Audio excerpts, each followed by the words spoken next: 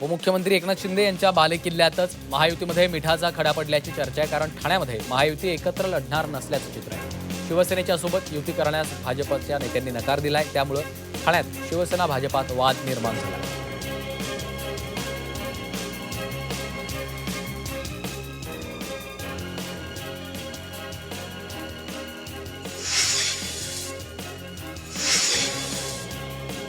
मुंबई महापालिकेच्या जागा वाटपाबाबत शिवसेनेचे नेते संजय शिरसाट यांनी स्पष्टीकरण दिलं।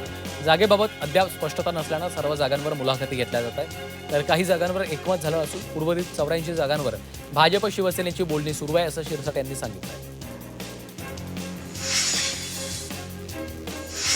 पुढच्या काळात एकनाथ शिंदे मुख्यमंत्री होतील का, असा सवाल शिवसेनेच्या संजय शिरसाटांना विचारला असता एकनाथ शिंदे 100% मुख्यमंत्री होतील असं वक्तव्य त्यांनी केलं।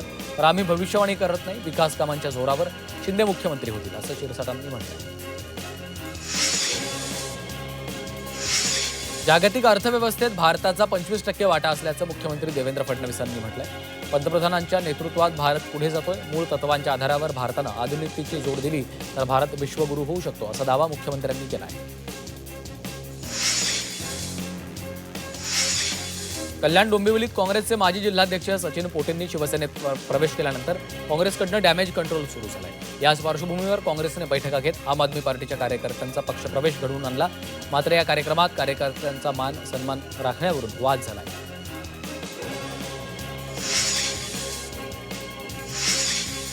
ठाण्यात भाजप शिवसेनेची दुसरी बैठक घेण्यात आली आहे। महापालिकेच्या जागा वाटपावर चर्चा झाली आहे। या बैठकीला आमदार संजय केळकर, आमदार निरंजन डावखरे, संदीप लेले, तर शिंदेच्या शिवसेनेकडनं खासदार नरेश म्हस्के, रवींद्र फाटक, पूर्वेश सरनाईक यांची उपस्थिती होती। आगामी महापालिका निवडणुकीच्या पार्श्वभूमीवर काँग्रेसमध्ये इन्कमिंग सुरू झालं। भाजप आणि रिपाईमधील अनेक पदाधिकाऱ्यांनी काँग्रेसमध्ये प्रवेश केला। मुंबई काँग्रेस अध्यक्ष खासदार वर्षा गायकवाड यांच्या उपस्थितीमध्ये हा सोहळा पार पडला आहे।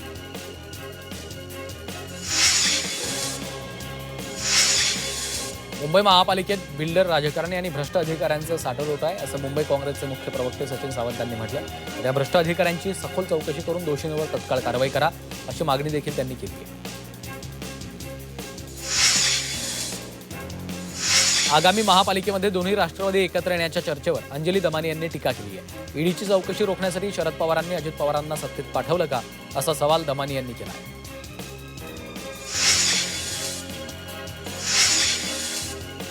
आदिवासी विकास मंत्री अशोक उईके यांच्यावर काँग्रेसच्या ॲडव्होकेट सीमा तेलंगे यांनी गंभीर आरोप केलेत। त्यांनी विविध आरोप करत कुटुंबियांना धमकावल्याचा आरोप केला आहे। उईके यांच्या विरोधात पत्रकार परिषद घेतल्यानंतर त्यांनी कुटुंबियांना धमकावल्याचा आरोप तेलंगे यांनी केला।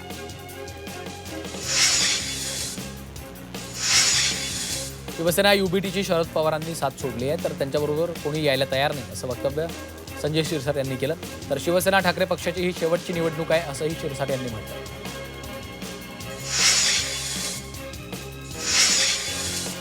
ठाणे जिल्ह्यातील 6 महापालिकांसाठी शिवसेनेतून तब्बल 3,348 इच्छुकांनी मुलाखतीचे अर्ज भरलेले। उमेदवारी मिळवण्यासाठी महिलांचा मोठा प्रतिसाद असल्याचं पाहायला मिळालं। तब्बल 1,548 महिलांनी उमेदवारी मिळावी यासाठी अर्ज केलेला आहे।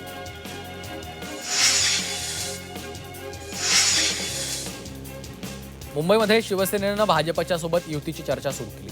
150 जागांवर एकमत झालं असलं तरी शिवसेनेने दुसरीकडे स्वबळाची तयारी सुरू केली आहे, कारण शिवसेनेनं 227 जागांसाठी इच्छुकांच्या मुलाखती घेतल्या। याचाच अर्थ भाजपशी जमलं नाही, तर शिवसेना स्वबळावर लढायला तयार असल्याचं सांगण्यात येत आहे।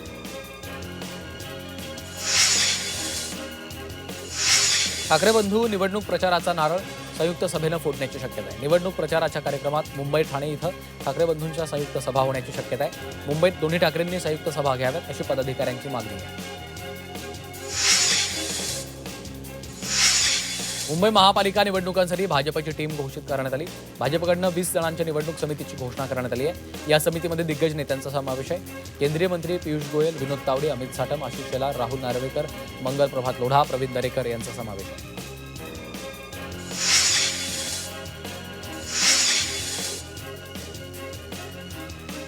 निवडणुकीच्या काळात मतदारांवर प्रभाव टाकण्यासाठी केल्या जाणाऱ्या गैरप्रकारांवर कडक लक्ष ठेवण्याचे निर्देश मुंबई महापालिका आयुक्तांनी दिलेत, तर निवडणूक शांत आणि पारदर्शक वातावरणात पार पाडण्यासाठी उपाययोजना करण्याचेही आदेश दिले।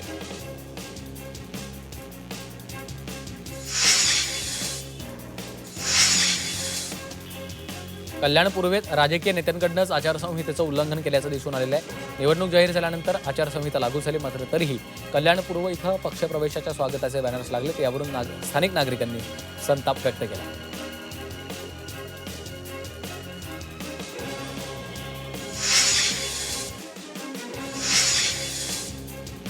आगामी महापालिका निवडणुकीच्या पार्श्वभूमीवर काँग्रेसमध्ये इन्कमिंग सुरू झालंय. भाजप आणि रिपाईमधील अनेक पदाधिकाऱ्यांनी काँग्रेसमध्ये प्रवेश केलाय.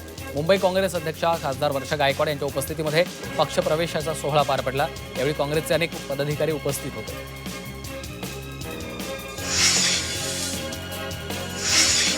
मीरा रोडमध्ये भाजपला मोठा धक्का बसलाय. भाजपचे जिल्हा महामंत्री संदीप तिवारी आणि अन्य भाजपच्या पदाधिकाऱ्यांनी शिवसेना युबीटीमध्ये प्रवेश केला.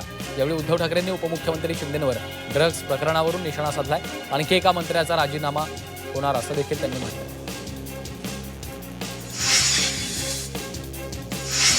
राज्य निवडणूक आयोगानं राखीव जागांवरील उमेदवारांसाठी महत्त्वाचे नियम स्पष्ट केले. निवडणूक लढवण्यासाठी केवळ जात प्रमाणपत्र पुरेसं नसून जात वैधता प्रमाणपत्र किंवा त्यासाठी पडताळणी समितीकडे केलेल्या अर्जाचा पुरावा जोडणं बंधनकारक आहे. महापालिका निवडणुकांच्या पार्श्वभूमीवर उमेदवारांसाठी हे महत्त्वाचे नियम स्पष्ट करण्यात आले. एनपीएसमध्ये गुंतवणूक करणाऱ्या कोट्यवधी केंद्र नोकरदारांसाठी सरकारनं मोठा दिलासा दिला. PFRDA कडनं एनपीएसमधून पैसे काढण्याच्या आणि सेवानिवृत्तीच्या नियमात बदल केले.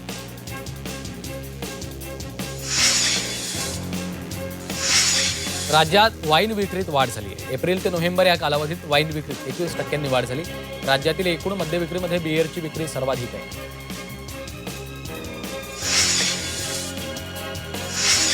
महाराष्ट्रात उत्पादित डाळिंबाचा हंगामातील पहिला कंटेनर JNPT बंदरातनं समुद्रमार्गे अमेरिकेसाठी रवाना करण्यात आला.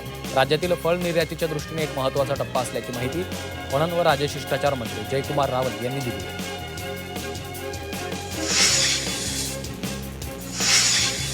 दिव्यांग आणि बिगर दिव्यांग व्यक्तींच्या विवाह प्रोत्साहन अनुदान योजनेत आता 1.5 लाख रुपये प्रोत्साहन अनुदान मिळणार आहे. दोघंही दिव्यांग असतील तर त्यांच्या विवाहासही यापुढे अनुदान मिळणार असून त्याची रक्कम तब्बल 2.5 लाख रुपये करण्यात आली आहे. ही रक्कम पती पत्नीच्या संयुक्त बँक खात्यामध्ये थेट लाभ हस्तांतरण प्रणालीद्वारे जमा होणार आहे.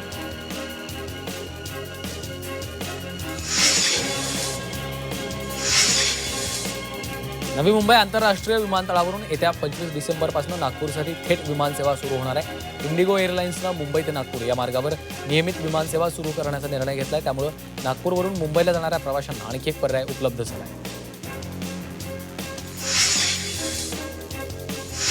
मुंबई विमानतळावरून 2025 मध्ये 48 लाखांहून अधिक प्रवाशांनी वाहतूक केली. सर्वाधिक प्रवासी संख्येसह आंतरराष्ट्रीय मार्गांमध्ये Dubai, London, Heathrow, Abu Dhabi, Singapore आणि दोहा यांचा समावेश होता. तर देशांतर्गत मागणीत दिल्ली, बंगळुरू, चेन्नई, कोलकाता आणि हैदराबाद यांनी आघाडी घेतली.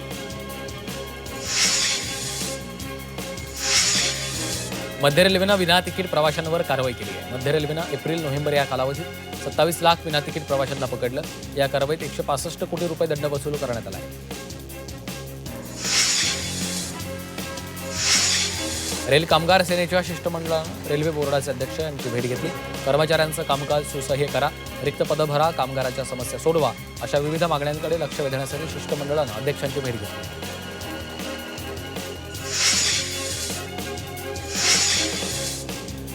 मुंबई विद्यापीठाचा दीक्षांत समारंभ 17 जानेवारीला आयोजित करण्यात आला आहे. सर कावसजी जहागीर दीक्षांत सभागृहात सकाळी 10 वाजता हा समारंभ पार पडणार आहे. याला विविध विद्याशाखेतील 1.5 लाखांहून अधिक विद्यार्थ्यांना पदवी प्रदान करण्यात येणार आहे.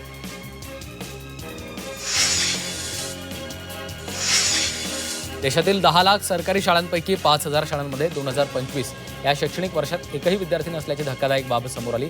या शाळांपैकी 70% शाळा पश्चिम बंगाल आणि तेलंगणातील आहेत. केंद्र सरकारच्या वतीनं अशी माहिती देण्यात आली आहे. वर्ल्ड हिंदू इकॉनॉमिक फोरम कार्यक्रमाचं मुंबईत आयोजन केलं. 2 दिवस चालणाऱ्या या कार्यक्रमाचं उद्घाटन मुख्यमंत्री देवेंद्र फडणवीसांच्या हस्ते झालंय. यासाठी मध्य प्रदेशचे मुख्यमंत्री मोहन यादव, गुजरातचे उपमुख्यमंत्री हर्ष संघवी, केंद्रीय रस्ते वाहतूक मंत्री नितीन गडकरी उपस्थित राहणार आहेत.